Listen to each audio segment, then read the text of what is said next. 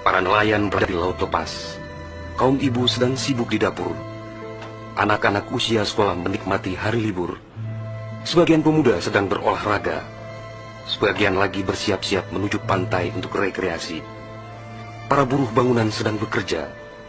Suasana pasar hiruk-pikuk dengan berbagai transaksi.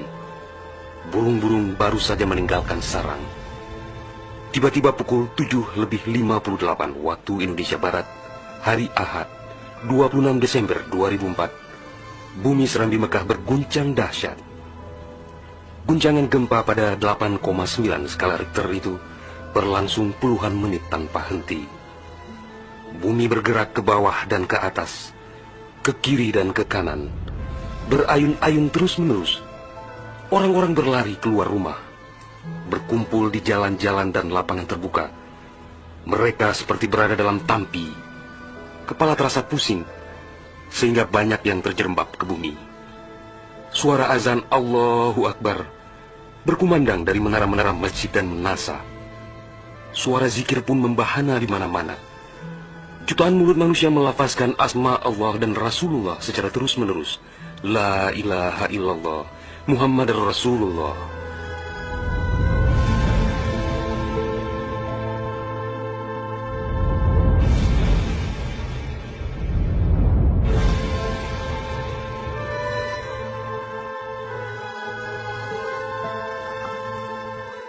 Selesai gempa dahsyat itu, sebagian orang pergi untuk melihat-lihat situasi, karena terbetik kabar bahwa di tempat tertentu ada bangunan yang rubuh, ada tanah yang terbelah, dan ada pula rumah yang ditelan bumi.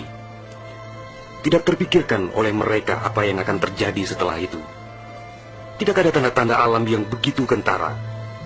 Tidak ada yang mampu menafsirkan dan menduga sebentar lagi akan terjadi bencana maha dahsyat yang meluluh lantakkan permukiman penduduk sepanjang pesisir Aceh.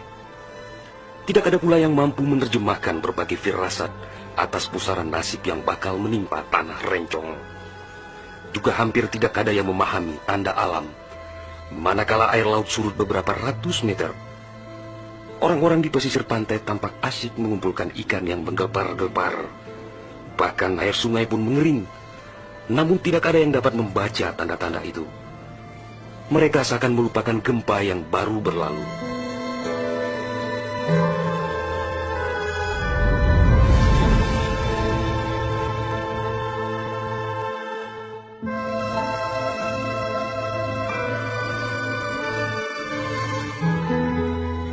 Di berbagai tempat, orang-orang sibuk memperbincangkan gempa sangat dahsyat itu yang belum pernah mereka alami.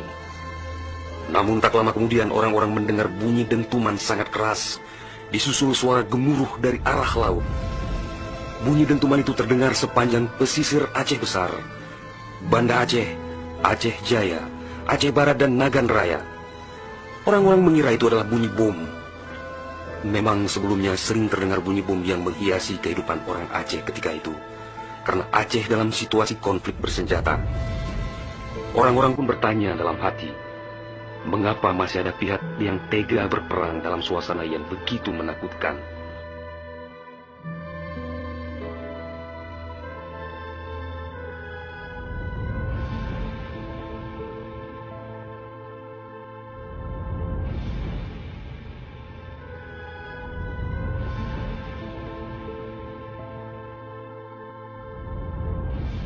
Orang-orang mengira pagi itu hanya sekedar gempa. Mereka sama sekali tidak menduga bahwa bunyi dentuman keras tersebut adalah akibat patahan lempengan bumi yang berpusat di Samudra Indonesia, sekitar 149 km sebelah selatan Calang Aceh Jaya. Dan itulah penyebab gempa. Di samping kehendak Allah pemilik alam semesta, belum sempat mereka bernafas lega akibat gempa. Dalam suasana gebalau dan kucar-kacir itu, tiba-tiba daratan diterjang air laut. Air berwarna hitam pekat itu datang sangat tiba-tiba dengan suara gemuruh yang menakutkan. Ia berlari sangat cepat, menerjang apa saja yang dilaluinya. Di tempat-tempat tertentu air mencapai ketinggian 18 meter. Bahkan ada yang mencapai 35 meter, seperti di kawasan Lokna. Dari jauh air yang beringas itu tampak bagaikan rupa naga yang menggeliat-geliat mencari mangsa. Air dengan kecepatan 900 km per jam itu bagaikan bulldozer yang melumut apa saja yang ditemuinya. Orang-orang berusaha menyelamatkan diri dengan berbagai cara. Namun hampir semua orang, hewan-hewan, benda-benda, rumah, lakbatat kaye bate, digulung air itu tanpa kecuali.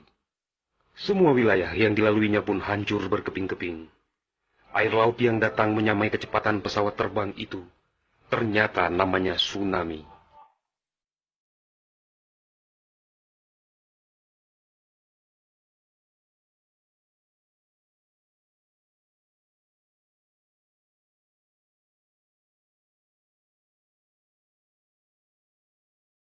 Kekuatannya memang luar biasa. Kapal apung PLN yang diparkir di perairan Uleliu, Banda Aceh, digelandang tsunami sampai 3 kilometer ke darat.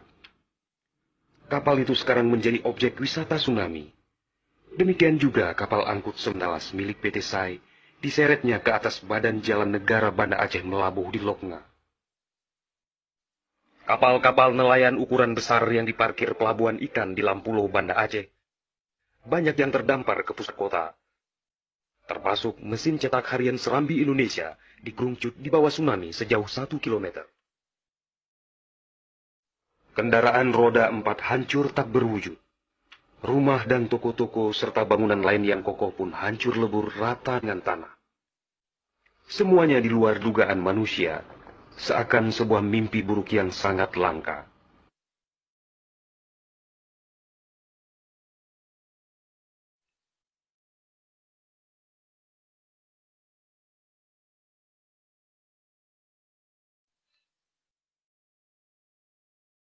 Setelah kira-kira 15 menit air laut itu beraksi, suasana pesisir Aceh pun lengang, sunyi, sepi, senyap, dan hening yang tak bisa dilukiskan dengan kata-kata.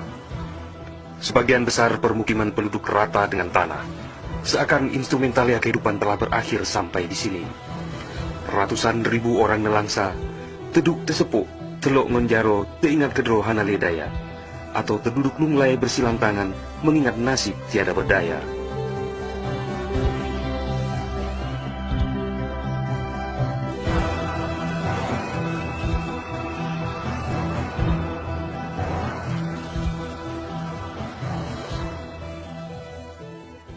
Tsunami yang diakibatkan gempa tektonik itu juga melanda Malaysia, Thailand, India, Maladewa, Sri Lanka,